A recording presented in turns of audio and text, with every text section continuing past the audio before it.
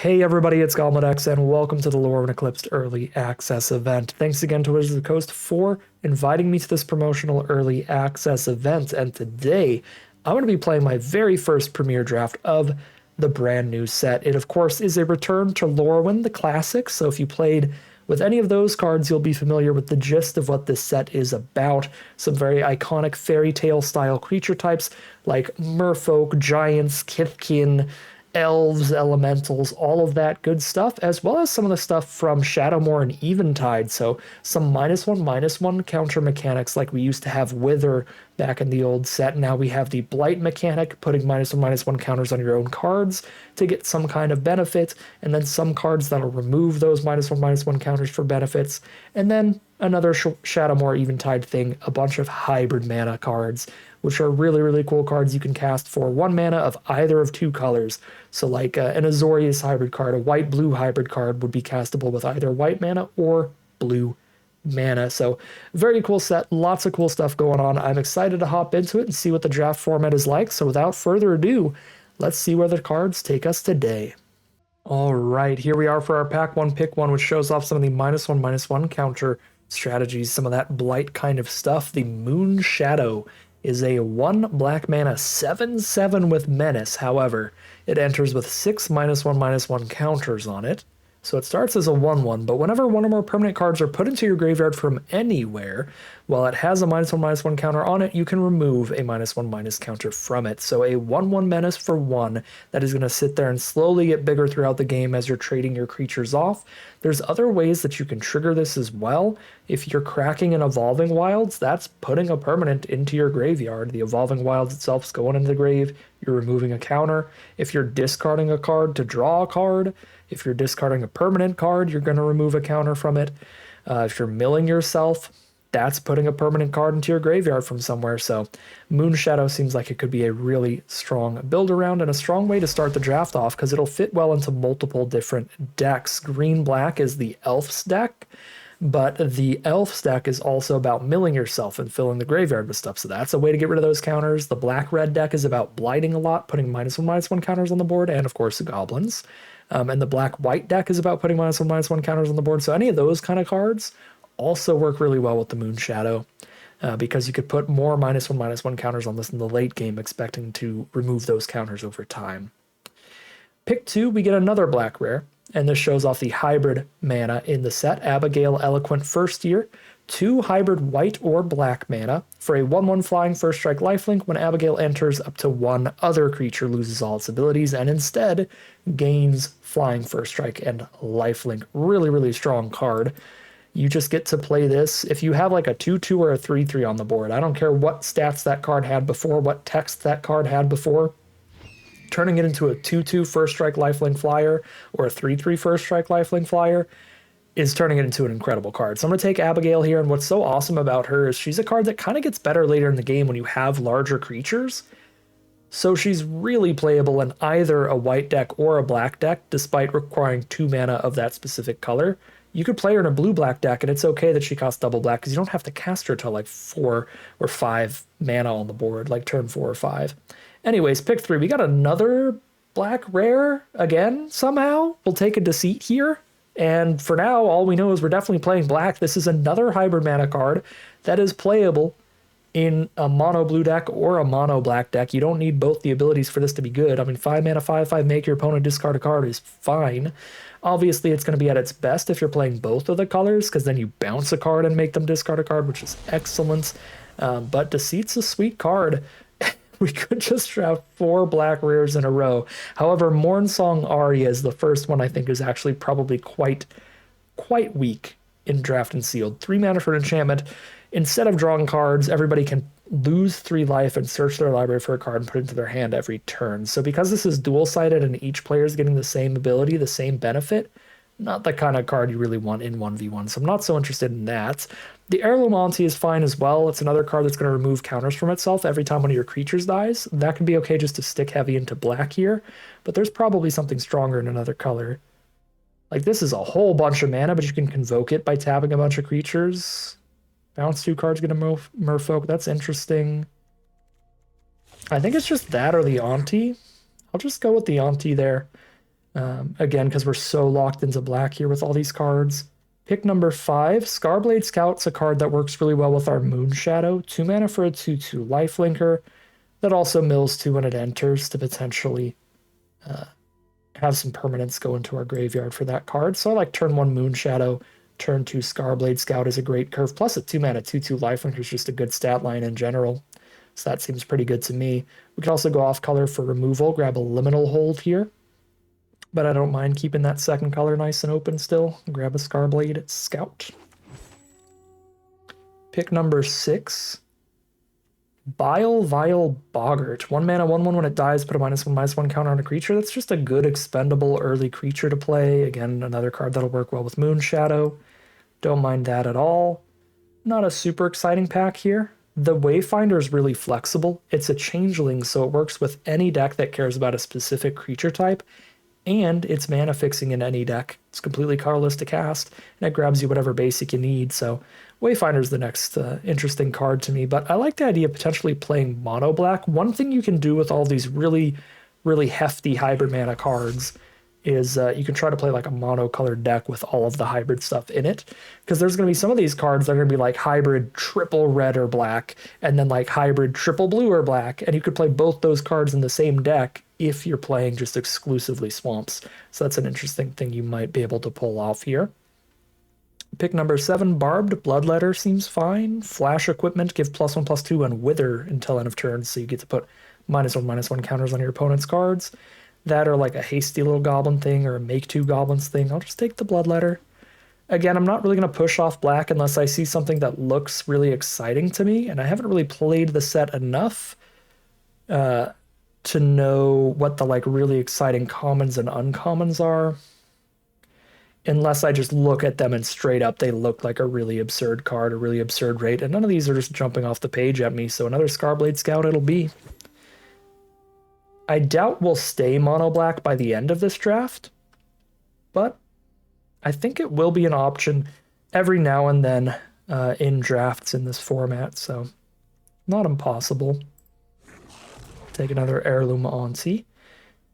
There's Stalactite Dagger we could play on mono black. Are any of the other cards good enough? They're all just filler for their decks. We'll take the Dagger. Champion of the Path is still here. Pick 11. So 4 mana 7/3, but you have to exile an elemental from the board or your hand to play it. But then every time you play an elemental, it deals damage equal to its power to your opponent.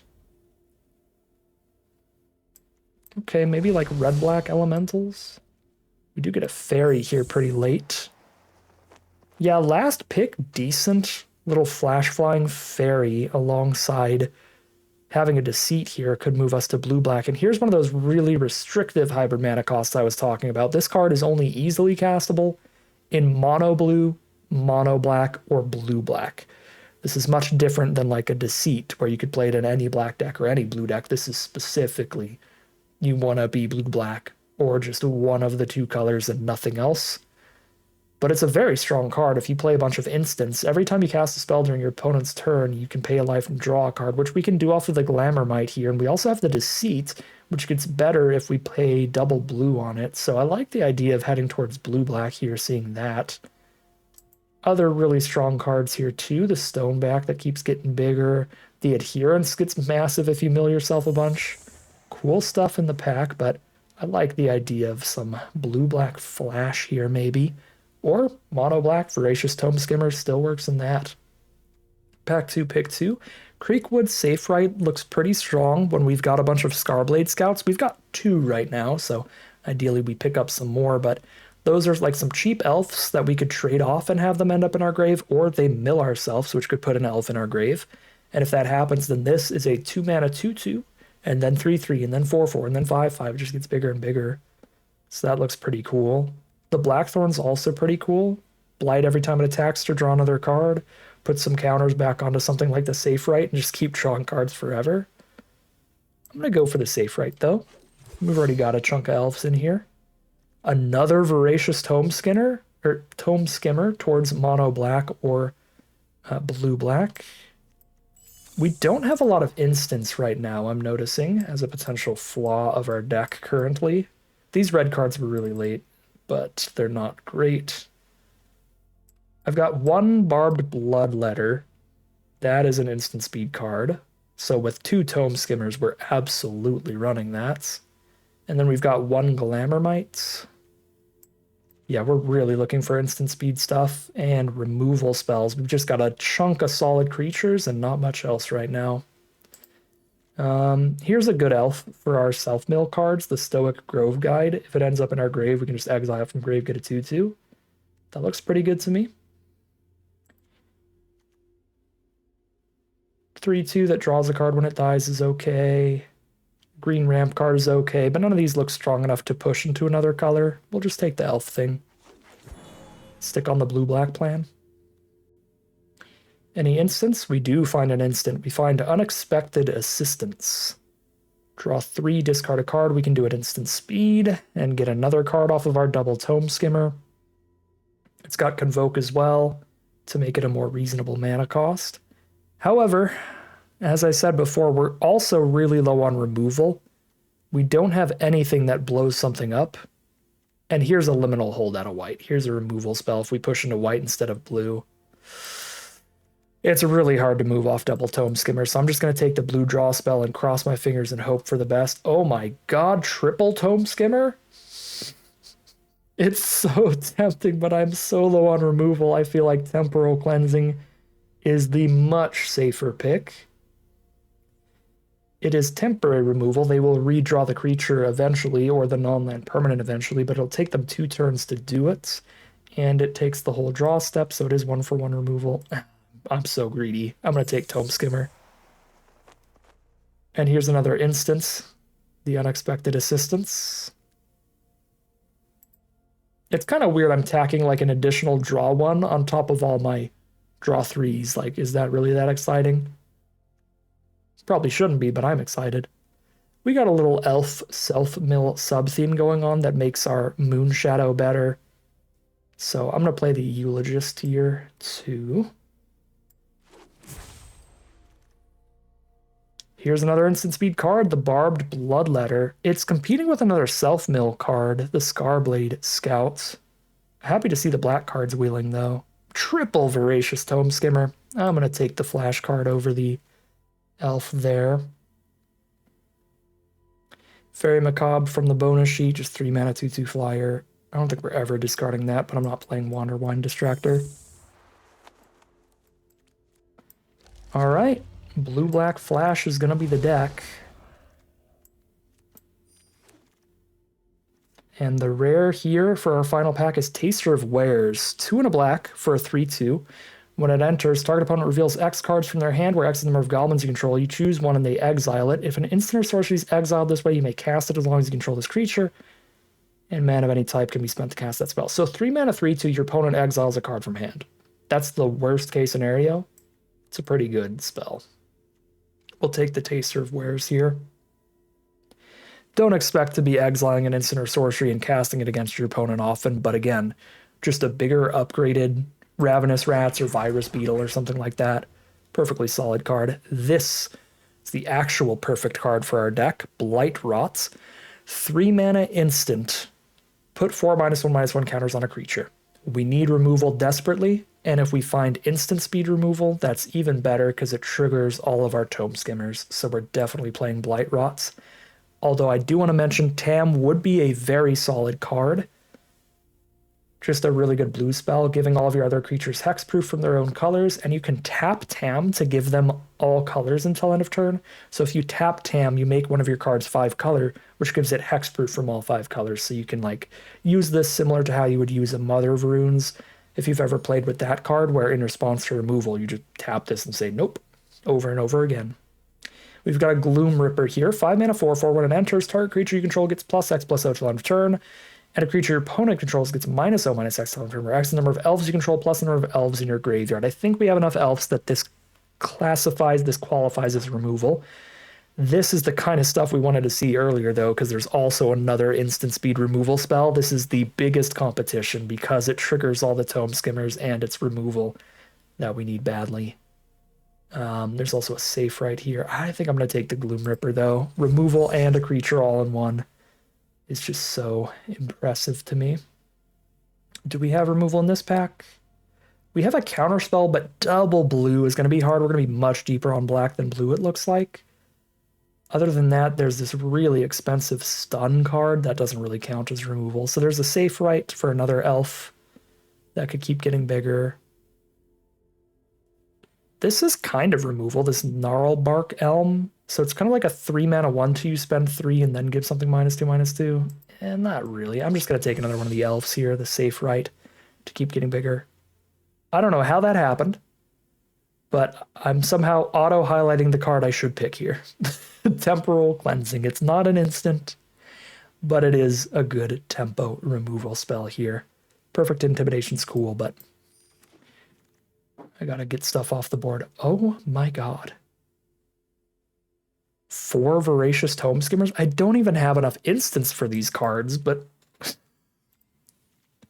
I'm not that interested in Unwelcome Sprite. Blackthorn might be a better pick, but it's too funny to me to have 4 Tome Skimmers, so we're gonna have 4 Tome Skimmers. Aquatect's Defenses. Just another random instance. Don't really even care if the instants are good at this point when you have 4 copies of Tome Skimmer, honestly. Yep. Take a Defenses. We just want every single non-creature in the deck to be an instant speed card. There's another instant. Instant speed Flash Flying Fairy. Make one of your creatures a 4/4 till end of turn, so you get to make one of your creatures eat your opponent's creature in combat. Let's go. There's an instant. Scarblade's Malice. Don't care what it does. Doesn't look good, but it's an instant. Come on in, Scarblade's Malice. Evolving Wilds triggers our Moon Shadow. And now we're playing enough blue. We actually will want that that fixing. We'll actually be able to try to hit that double blue towards the seat in the end game. Another safe right. Let's go. Elves and fairies here in blue-black. We even get the counter spell. I don't know that I'm going to play enough blue to want the double blue counter. I mean, with 4 Tome Skimmers, I probably should. Yeah, I really should. Yeah, we'll just go for like an actual kind of 50-50 split on blue and black then. This is going to be a really fun one. Quadruple Tome Skimmer for our first draft. That's pretty sweet. Okay, we have 50 cards, so we get to cut 10 of them. Let's go for like, because I want to run a lot of these instants. We probably want to play like 15 creatures then, so that we can play like 9 non-creature spells, or 8 non-creature spells. So we can cut like 8 creatures here and then run every single instant that we've drafted. So 8 creatures, what do we want to cut? This little boggart thing. Let's just find the non-synergy cards, like the ones that are not elves or instant speed, basically. Yeah, like this is technically a fairy, and it looks like we're a fairy deck, but there's not really a lot of cards that care about specifically fairies. The fairy cards care about instant speed stuff, and Macabre is not that. Discarding it during your opponent's turn does not count. The Stratos Sorter. Okay. If I cut all those, we're on 18 creatures still. Yeah. I mean, I guess we have a lot of copies of a couple creatures. Like 4 Tome Skimmers and 3 Safe Rights. How many elves are in this deck? 8. Drop some Safe Rights. If I don't have that many elves to trigger them that consistently. I still like the Mill Elves with the Moon Shadow. They also help the Gloom Ripper. And this is always -0, -1 at worst when it enters. Yeah, we're still going to run the Gloom Ripper. Well, this dagger is basically another creature. We can cut that. Maybe drop the Grove Guide too.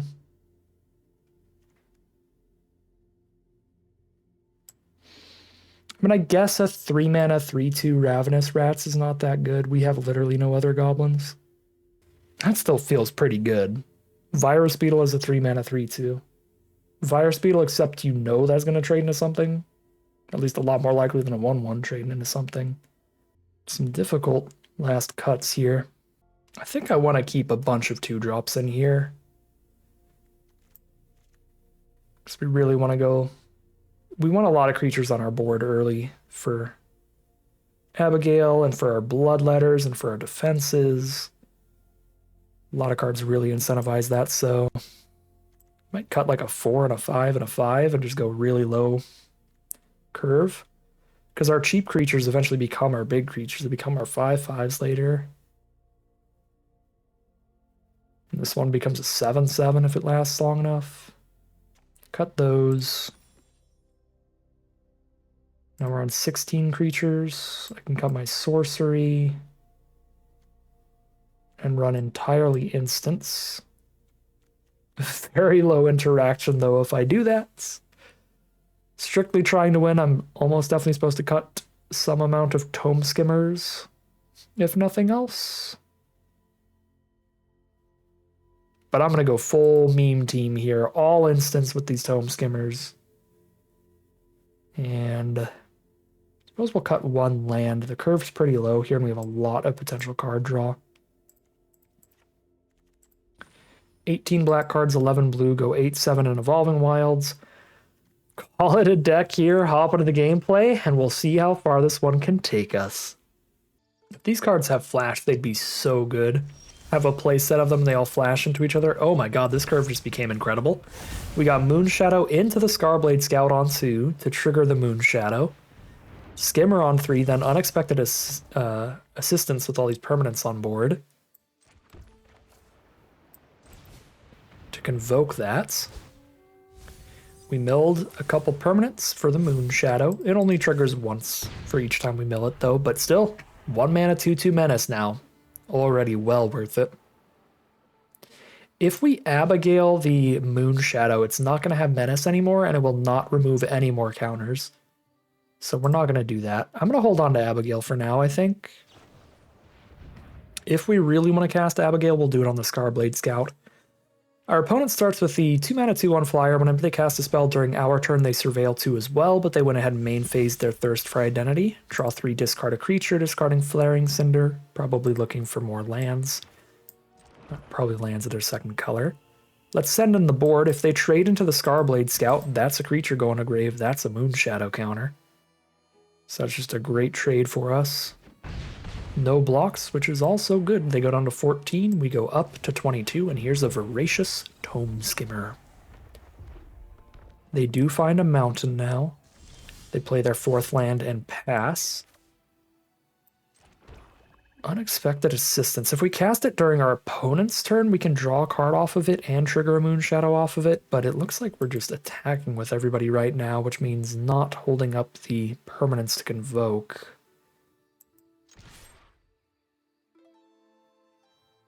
Yeah, I think we just tap out and then play a Tome Skimmer again. They do have the Feed the Flames on the Moonshadow, and they'll surveil 2 here and then trade the Scout off. Fair enough. Put them down to 12, and us up to 24. Here's Voracious Tome Skimmer, copy 2.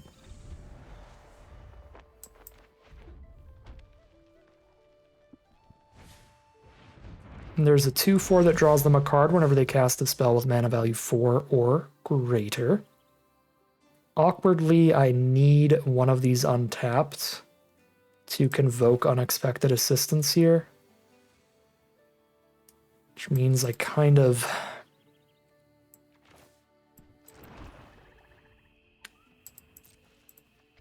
attack with just one of them and pass. So that I draw the extra 2 cards when I do play the Unexpected Assistance, but I also have the blue permanent untapped to play it.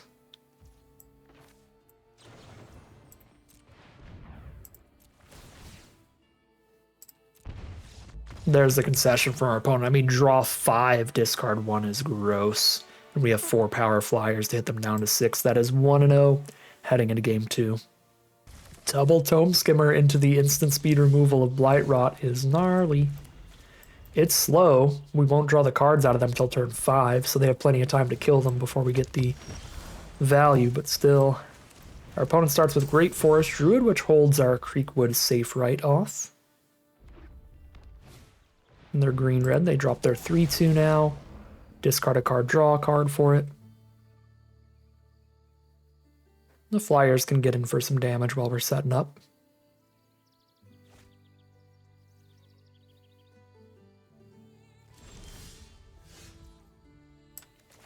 Okay, that's another instant for the Tome Skimmers. If they don't blow up these Tome Skimmers, we can get huge value off of 2 copies of them now, with double instant in the hand. Double red. Shimmer Wild's Growth. For black, so they're working on Vivid here. They have 4 colors, green, blue, red, and black on the board. So any of the Vivid cards that care about the number of colors among their permanents are going to go crazy. They do have the removal, sadly, for the Tome Skimmer, but that's why we just have infinite copies. It's Blight 2 to cast it for just 2. I mean, that would be worth it if I have double Tome Skimmer out, so I'm going to run them out here. If this one resolves, we'll hold double blue up and have the counterspell up to sack the safe right, draw 2. Counterspell. Gristle Glutton's doing some digging over there, discards a forest to draw a card and finds a Wary Farmer. Now they have all 5 colors of permanents on the board. If they find one of the Vivid payoffs, it's going to be at its maximum potential. Triple black holding up the Wild Unraveling.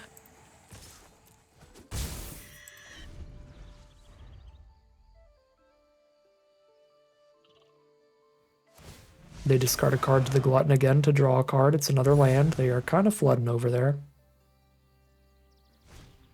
Stoic Grove Guide, a 5/4. I think the double card draw is more than worth it, even if that does have an ability in the grave to just shoot that. Goodbye, safe right. Sorry.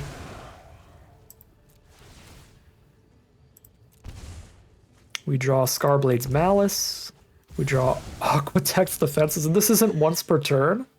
It's just whenever you do it during their turn, period. Okay. Get lower here. But we Blight Rot one of their creatures, draw 2. Keep a Hexproof trick up. 3, 6, 7, 8 power on the Crackback. Okay, I might have to actually hold on blocks here and use these tricks to eat their creatures then. Because I'm also paying life to draw the cards. Yeah, Blight Rot one creature and defenses block, kill another. Safe Right helps. I could Safe Right and still have defenses and Malice up. Okay. Safe Right helps feel less bad about attacking here. I still don't think I want to send the whole team in, though.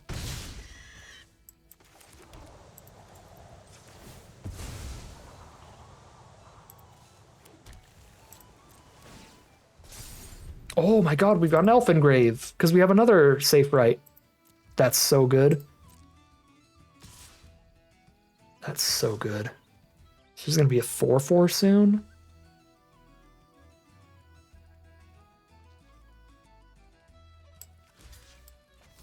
Am I under enough pressure to let a Tome Skimmer die here?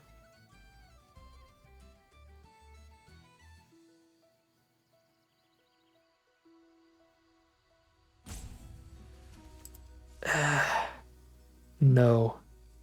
No, because what if I lifelink a Safe Right later after removing more counters?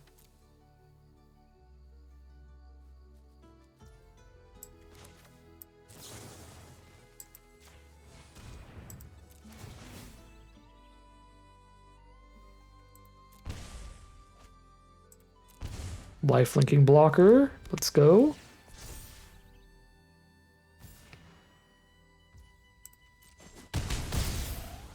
We're at 7.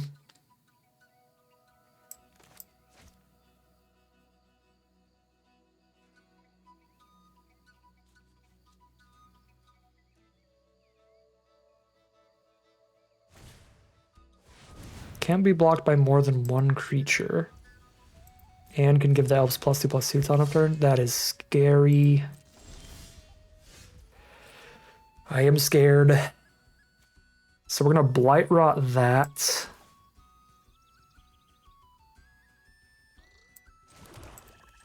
Honestly, I probably have enough.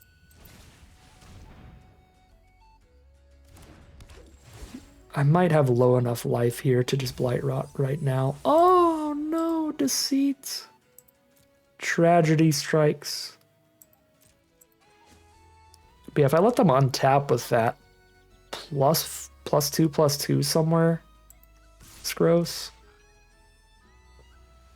But I gained 5. I gained 5 life from Safe Right.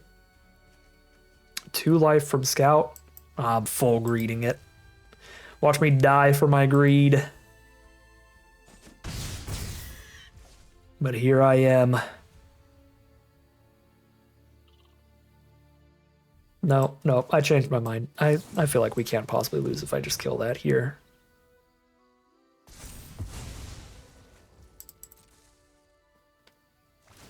But if I wait and then I try to lifelink Safe Right on blocks and they kill the Safe Right with some instant that they drew, I am dead. I spend the 4 life and do that. I mean, it's a May ability. I don't have to lose life here. But I know myself and I would absolutely pay that life and then die to some instant speed removal spell. Oh! Say goodbye to your last card in hand. Good draw. Well, one less card for Gristle Glutton.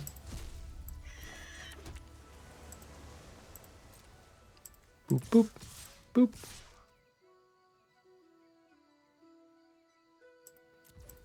Hold up the 5/6 to lifelink on blocks, I think.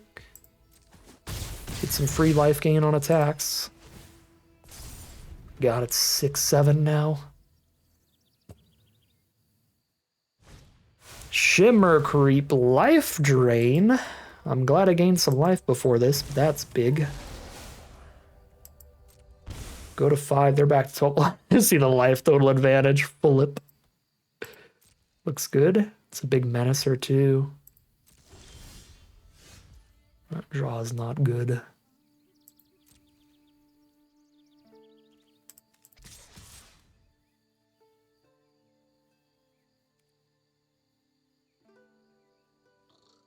We do what we can here.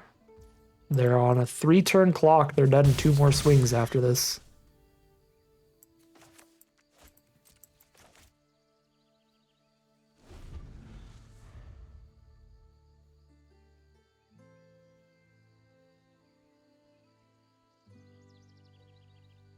That Gristle Glutton's putting a lot of work in this top deck war. Digging for spells. Explosive Prodigy, so they hit removal. They're going to kill the lifelinker.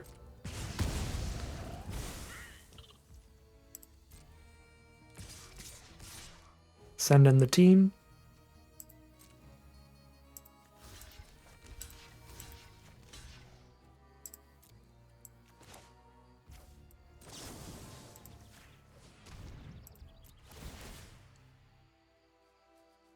And there's the concession from our opponent. We're going to draw 2 more cards, go to 3, but then we gain 6. We're at 9 minus 3 from Shimmer Creep. We're still at 6 life and survive that, which is not what they want to see. We are 2-0 now, heading into game 3. We're a 4 Tome Skimmer deck. I don't know why I'm surprised every time I see it in the opener. There's the second copy. Oh my god, we're going. We're playing our deck. It's doing its thing. Of your end step if there's an Elfin Grave. Okay, so we lead with the Scout, because even if the Safe Right's out right now, it still won't trigger yet. Build land. I guess I've got the 3 mana I need for everything in the hand, but I think we still want to play more lands on curve. Obviously, we would have loved to see an Elfin Grave there. I guess I gained the 2. Holding on blocks isn't going to work well, because they just remove a counter, then it's boom, 3/3 and indestructible 2/2.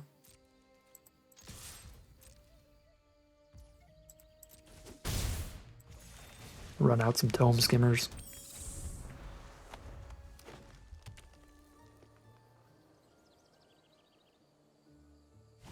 We've got double Safe Right now. Oh god, there's their 4/4 can't be blocked by more than 1 creature. That's our Blight Rot target.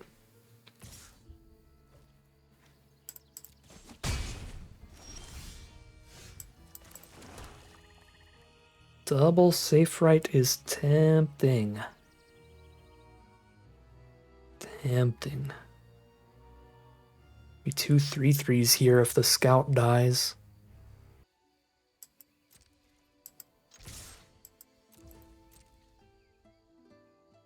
Jam here with the malice trick, actually. Yeah, I'm happy to malice trick even if I don't draw the card off of it. And that's perfect mana to do that. Have an elf engrave for the safe rights and then play a tome skimmer here. And then next turn we either get to double safe right or we get to blight rot draw 2.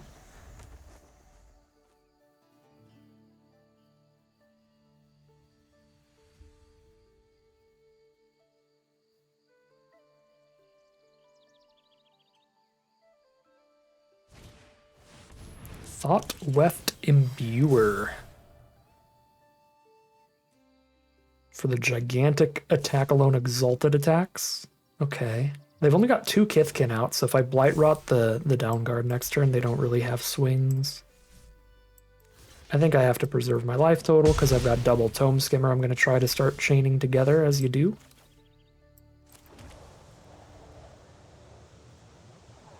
They have a combat trick here that's going to be very painful. But it's not like I want to chump with the safe rights anyway. Just going to hope they don't have a combat trick to save the down guard.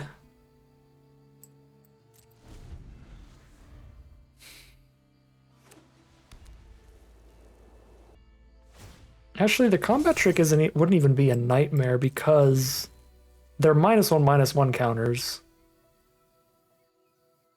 So if they didn't play any more creatures post-combat to remove them with its ability, then it would still just die when they pass the turn. Oh my god. Okay. Attack with only down guard, please. There, good. Yeah, we don't have to worry about indestructible with Blight Rot. I should thin a land out first, technically, so we'll do that. Get a swamp. Got double black spell here. I could draw a third and want to play all next turn. Draw, kill that. Moon Shadow. In an island. Okay. Good stuff. Oh my god, I did say I could draw a black spell, didn't I? Safe right, safe right, safe right. And they're all 3/3s already. They're down to 8. This deck is awesome. This deck is so fun. I'm so excited for this draft format. Reach. Your creature has reach. That's so rude of you. We'll like that. We'll take 4 here. Ooh. Once one of these has lost all its counters, Abigail's going to be pretty sweet, but I think for now I have to just sit here and pass. Still. But 5/5 flying first strike lifelink to attack into the 6/5 reach. That's how we win this game. I was thinking buff their whole board. This can get a 1/1 back when it dies. Okay. Neither of those matter too much here, considering they're on like exalted swings. This one more indestructible swing is pretty bad, but I'm going to gain 1,000,000 next turn. Okay. Not a great draw. Oh, that's right. I don't gain... I don't remove the last counter till the end step. They're at 8. I mean, I guess this is lethal if they don't have removal in hand. So we go for it. If they have removal, they've got us here, though. If they kill our lifelink.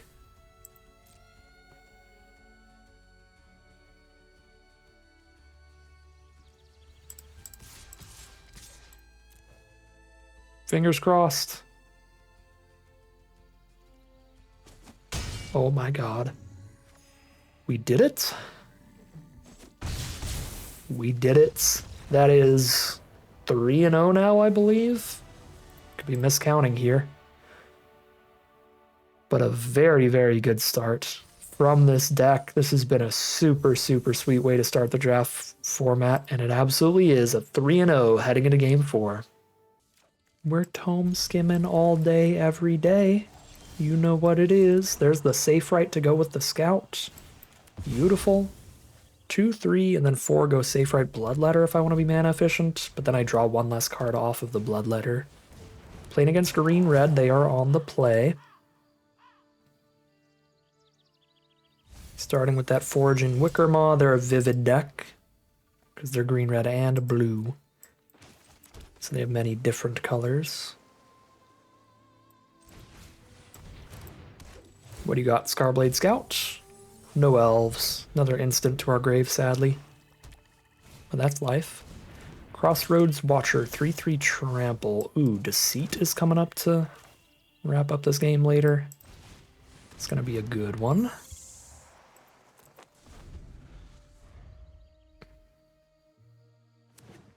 We don't have an elf engrave to go safe right bloodletter and get a counter on safe right, but they play like another 3/3 or 4/4. Their board might just be big enough that we want to bloodletter with flash anyway, just to defend ourselves and try to buy time towards hitting Deceit. Oh, God. Safe right bloodletter is not good enough to kill a 5/5. That is a gnarly start.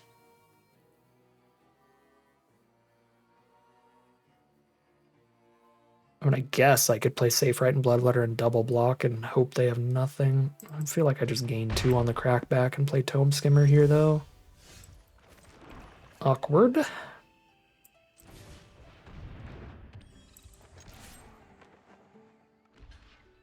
Mitigate some of the damage from that Crossroads Watcher with the lifelink. Down to 12.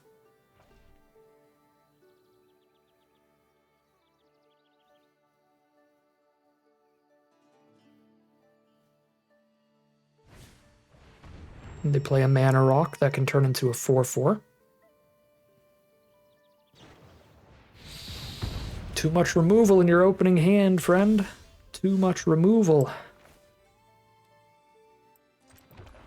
More lifelink is definitely what we need. Come on out, Scarblade Scouts. Mill the island for the Deceit. Okay. That's not the elf for the safe, right? Guess I'm on blocks and bloodletters at this point. Yeah, make sure that we get an elf in our grave. Try our best to kill the Watcher. You could just activate a 4/4 and send it here. It's not a bad turn for them. It's be 4 toughness, yeah, so they just kill the bigger elf. But we kill the 5/5.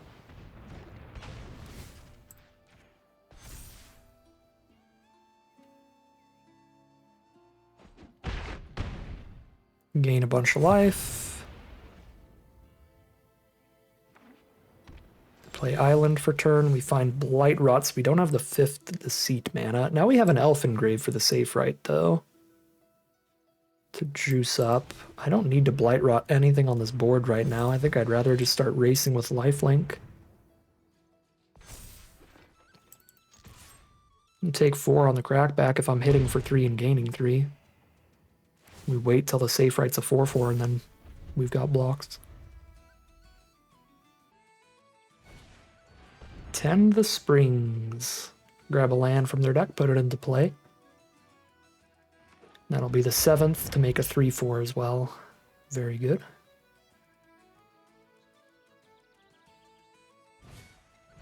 They do have Cinder Strike for the safe, right? Jam me for 4? No, they don't have the mana for that. I can Deceit and make them discard a card, but I don't have the 2nd blue to bounce the permanents, and now they have a token for me to bounce, so that feels really disappointing. It's probably still better to cast it than just sit here waiting on an island. Yeah. Very disappointing.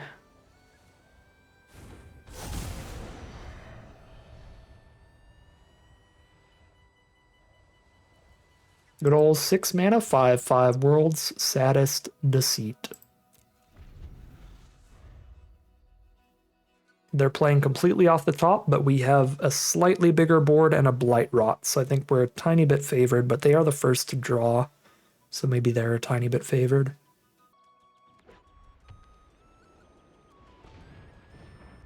What is their first draw of the game? Well, first draw of the top deck war game. A 2/1 that puts any permanent from their grave back to their hand. That's an incredible one. And then it hits the copy any creature on the battlefield. Oh my god, and then they copy the Weaver and pick up another permanent from grave. Jesus Christ, we lost the top deck war so fast. That's a draw and a half. Oh my god. Copy Deceit for double blue, double black. That is even worse than I thought it was going to be. And then Cruel Jokes from Arena, our double blue counterspell. We don't even have a second island. Well, great draws are great. I think we're deleted here. I mean, we ain't got much shot.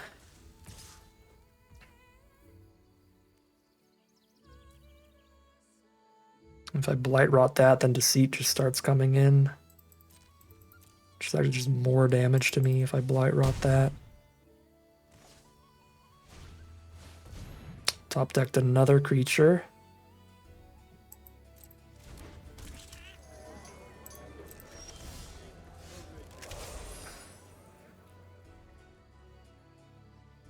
It's actually a very good draw.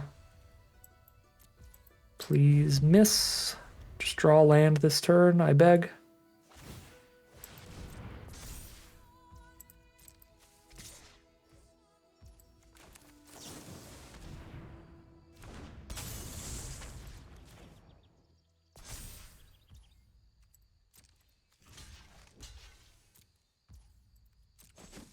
Huge. They didn't miss, though. Well, they kind of did. It's a mana dork and a mana of any color.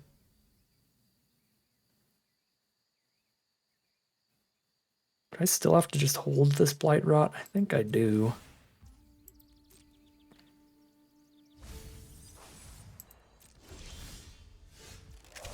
Good draw.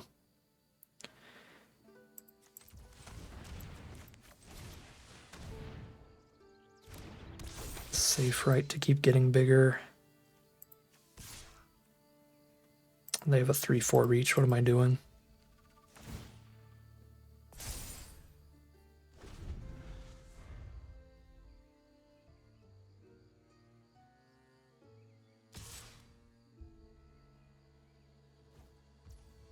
So they're just trying to break through here, force me to use the Blight Rot probably. So that whatever they play next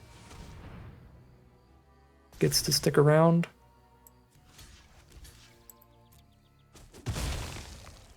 See what it is. What'd you top deck? Figure of Fable. Good lord. Turns into a 7/8 with protection from each of your opponents. Yeah, that's unbeatable. If it gets to the final chapter. And it's going to get there because we hit the blue the turn after they played it. If we just had double blue this game, we would have the counterspell for that. It's irrelevant, but we milled all our islands. Well, we only milled 2 of them, but still. This game lined up pretty poorly for us in the end. I mean, the moment we got into the top deck war and they started it with Dundulin Weaver, copy your... what is that card called? Copy your Deceit and just blow you out. It was like, okay, well, that's a way to lose. Gnarly stuff, but not much you can do there. Just the dream matchup for our opponent. Well...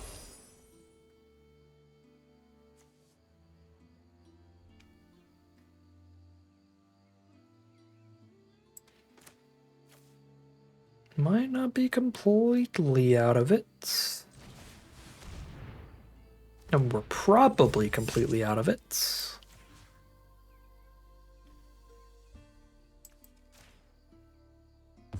Where does the reach creature gain a bunch of life? 2 blockers still up here.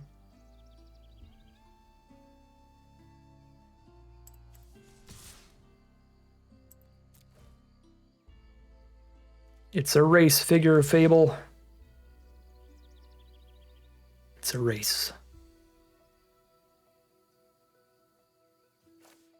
Now our lifelinker is dead. But that figure takes 3 turns to kill us now.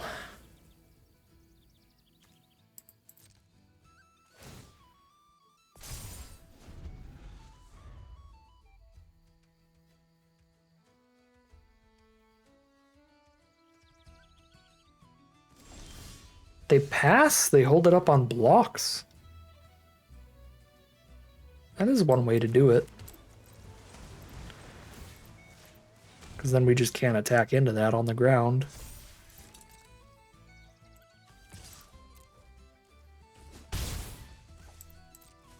This is twice in a row I thought we were guaranteed losing this game. And it is back to a back and forth, maybe? Uh-oh, play a 5-color Vivid card? Well, red, green, and white. 3 colors of Vivid. Lands don't count for Vivid. They're not colored spells. Okay, yep, that's getting countered.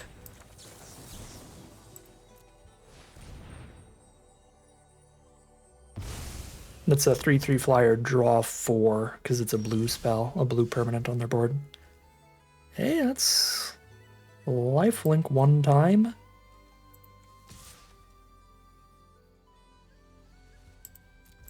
Not when I'm fighting Figure Fable, though, because protection means that my cards don't deal any damage to it. So I can't, like, block and try to death touch it, and I certainly can't get any life gain from anything that's, that runs into it. Abigail, oh my god, are we getting there? Jump into the sky, Mr. 5/5, and also you have lifelink.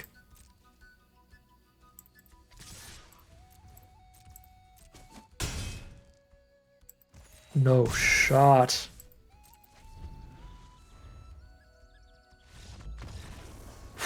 Criminally good luck in the end there. That really turned things around from the poor luck early of not hitting double blue, like more than halfway through the deck. So we couldn't double blue our Deceit. We couldn't cast our Unraveling for quite some time, so we didn't have it in time for Fable, for example. But then we just started drawing like the right stuff there. The Gloom Ripper for the big lifelink swing to flip the totals around, so where we would take 3 hits from Figure before we died there. And then the Abigail, really, really big. Wow. I am so surprised we got there. Again, there were multiple incredibly sketchy turns. Dundulin Weaver, pick up Omni Changeling, copy Deceit, casting double blue, double black for it, just delete mine. That was an incredible turn for our opponent. And then, of course, force the removal so that they can cast the Figure of Fable and get a 7/8 with protection from all of my stuff. And we somehow still broke through with incredible draws, just hitting our next couple rares out of the deck. All right, that is 4-0. Heading into game number 5, which will be the last game of this draft. I'm trying to keep all these videos to about 1 hour long so that I have time to hop in and record 7 videos in this one early access event for you all. So 4-0 heading into the final game of the draft. Win or lose. All right, no blue source here, but we get to start with Scout and hold up a Blight Rot here. I don't hate it. And I like to try to avoid going down a card when I can. I think this hand can afford not to. And now we have a Deceit to top the curve off. Especially, again, because our deck is primarily black spells and hybrid cards. There's few that require blue mana. Very few that actually require the blue.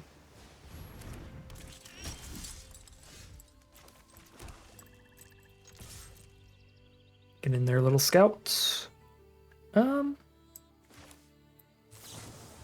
just gaining 3 a turn. Making it hard to race here. Love the artwork on this one. The Shadowmoor Eventide version of the Kithkin here. Absolutely adorable. There's a blue. Cool, now we've got hexproof on scout if they try to do anything. Hit another blue before deceit would be awesome.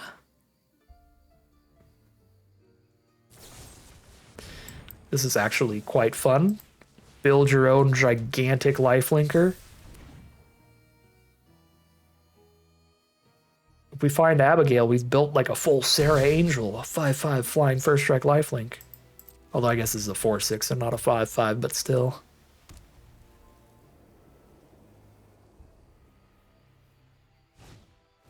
No, well now it's tapped forever.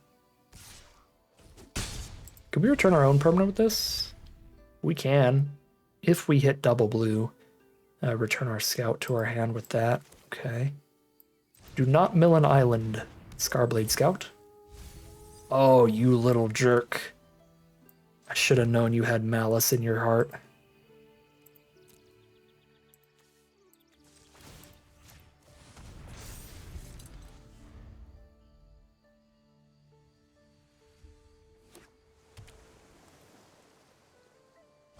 Our opponent's on blue-white, I was about to say, which is technically the Merfolk colors, even though they started with the Kithkin. There's the Merfolk. Scarblade's Malice, no Deceit mana yet, but still just doing great stuff with our lifelinker. Got them down to 10. And we'll pass.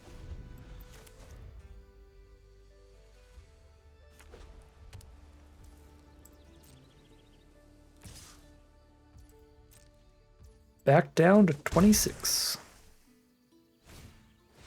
Liminal Hold. Goodbye, Scarblade Scout, copy 2. You deserved it. You milled an island. Honestly, did the first copy mill an island? Oh, it did mill an Evolving Wilds. I guess the first also was not cool. Do I want to cycle Malice to draw 1? Probably not. Just equip here.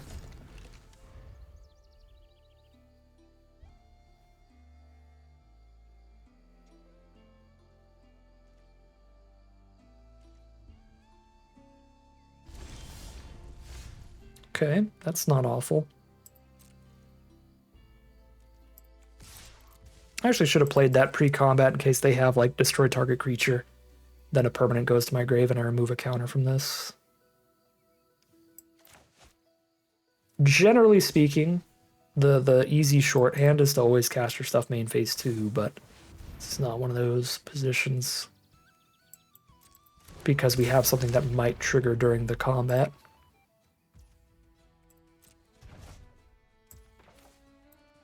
Luckily, they didn't actually kill the Tome Skimmer, they're just saving their creature from it. So we didn't miss out on any counters.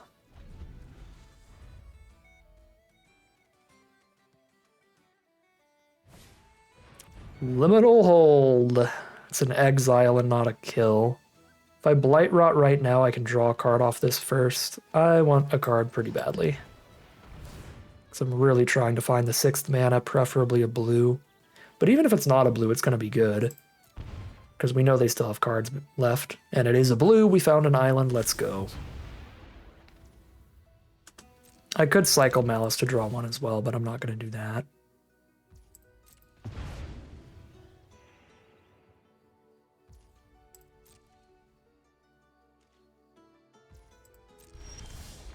Alright, here we go.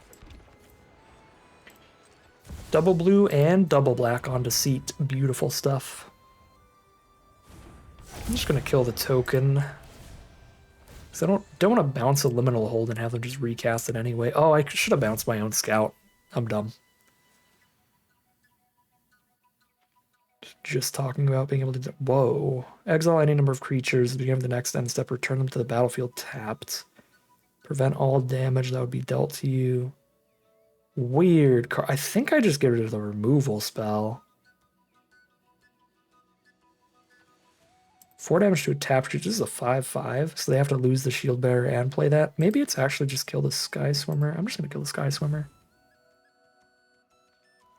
This feels like it's just gonna be a fog, right? Interesting.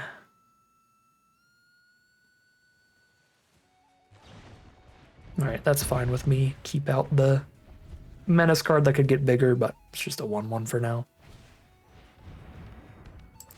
That was a very good top deck again. Because now they can just spit out a 1/1 every single turn. It's really good with the shield bearer too, if they can make a wide board.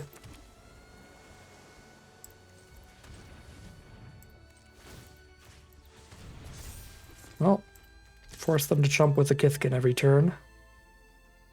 Now the game is just going to be they chump with a Kithkin, then make a Kithkin, then chump with a Kithkin, then make a Kithkin.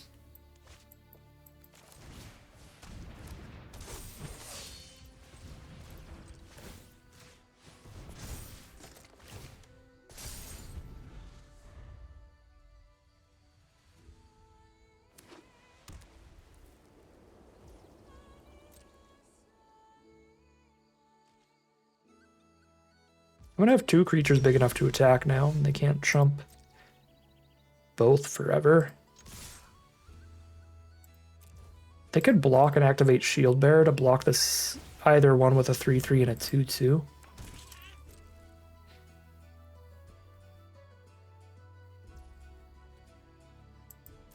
Take 9, go to 5 is the play.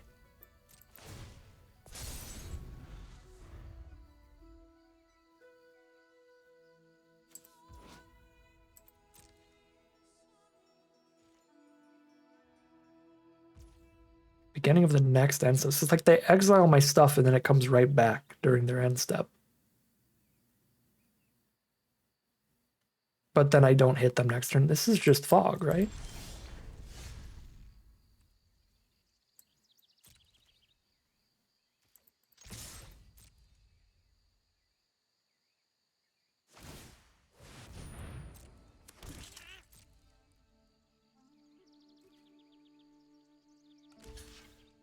I just keep trying to read that card and figure out if it's gonna get me and like how it's gonna get me if it does.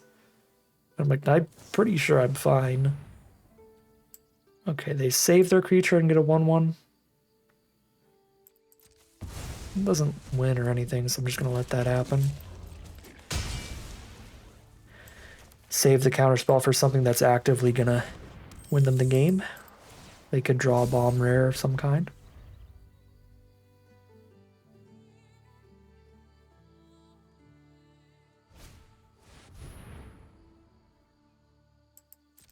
Lifelinker's kind of bad. Really gonna counter fog. They'll be back immediately, I just don't attack with them next turn.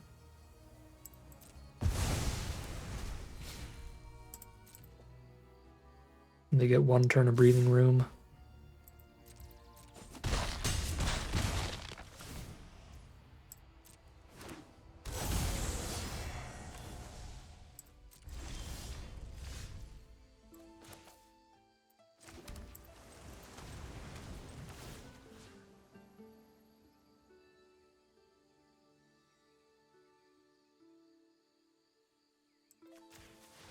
Buff the flyer, because that's the one that's guaranteed to get damage in on future turns.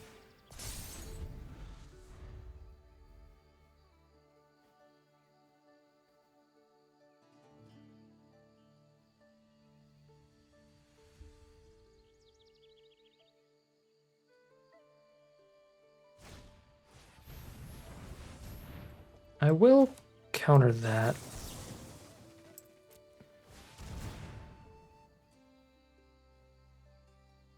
It's a flying blocker and another ground blocker. Okay, they're over it. So we counter that, draw a card, and that is enough ahead for our opponent. That is 4-0. No, that's 5-0. 5-0 for our first Premier draft of Lorwyn Eclipsed. That is a beautiful start to the set. Beautiful start to the format. Hopefully we can keep it up from there, but this was also a pretty wild draft pod. Obviously, very rarely are you going to get 4 of the same build around uncommon like that to make your deck really consistent. 4 Voracious Tome Skimmers alongside 8 instants here, because we have 7 instants and a Flash Glamourmite. Oh, and Glamour Gifter, or Glamour Gifter, so it's actually 9 instant speed cards to go with all those Tome Skimmers. Sweet, sweet stuff. We also got past a Deceit, like pick 3 or something, which was crazy. So that was really good. I believe we pick 1, pack 1 Moon Shadow. But I think like Taster of Wares, Gloom Ripper, I think these also might have been passed to us. Abigail was our pack 1, pick 2. We got a lot of really strong cards pretty late here. All the safe rights get going relatively late. Some of the later copies, at least. I think the first one we took pretty early. But I remember later, one of these was like pretty late in pack 2 or 3. Yeah, it felt like we got some real good stuff. We got most of it late. The biggest flaw of the deck is that it's really low on interaction, but it's just fast enough and has enough combo-y stuff going with the Tome Skimmer that it didn't really matter that we didn't have that much in terms of hard removal. Just played so well. So that was a really fun, really synergistic deck. And it shows off that you do not need to just draft a deck based off of a specific creature type. You can draft these pretty strong, pretty synergistic decks that do some other stuff. This one being one based around the blue-black archetype, which is about playing a bunch of stuff at instant speed. But not only did it have that, it had other synergies. We had self-mill cards with a good chunk of elves, so it did have some elf-typal synergies, having a lot of elf creatures in the deck. But it also had that self-mill playing well with the Moon Shadow too. To make that bigger, we had that game where this was a 1-mana 2/2 menace right off the bat, which was great. Yeah, a lot of cute, fun stuff going on in this deck, and a sweet, sweet way to start off the format. We'll see if we can't keep it up and keep winning as much as we have in our first draft. But as for now, that is going to end today's video. As always, I'd like to thank my patrons and YouTube members for their support, as well as you for watching the video. If you enjoyed it and you're interested in seeing some more, you can always like, comment, and subscribe to tell the YouTube algorithm to send me some more in your recommended feed. If you'd like to support the channel directly, you can check out the Patreon link in the description below. And other than that, as always, thank you very much for watching, and I'll see you again soon for some more Magic Arena.